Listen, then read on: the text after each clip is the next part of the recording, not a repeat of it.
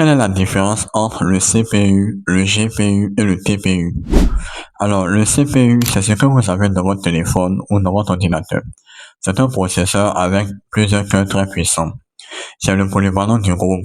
Il te permet de naviguer sur le web, de lancer des applications ou encore d'écrire des documents.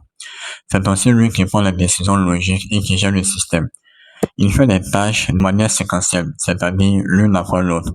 Il est très intelligent, mais il ne peut pas gérer des milliards de tâches identiques en même temps. Et c'est là que le GPU entre en jeu. Lui, il est conçu à l'origine pour le rendu graphique comme dans la PS4 ou dans le PC Gamer. Il doit gérer des milliers de pixels et de textures en même temps.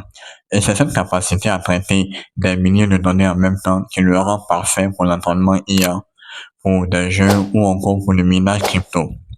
Et enfin vient le TPU, un peu moins connu du grand public. Elles ont été conçues par Google spécifiquement pour des charges de travail liées à l'intelligence artificielle. Contrairement aux GPU qui sont plutôt pour un usage général, le TPU est ultra spécialisé. Il vise un design très particulier appelé matrice systolique. Imaginez une sorte de chaîne de montage optimisée dans la puce. Les données à l'intérieur qu'on appelle les tenseurs se déplacent de manière continue et organisée pour être multipliées et traitées rapidement.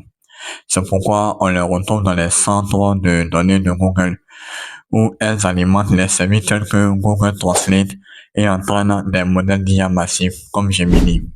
Si tu veux plus d'informations comme ça, abonne-toi.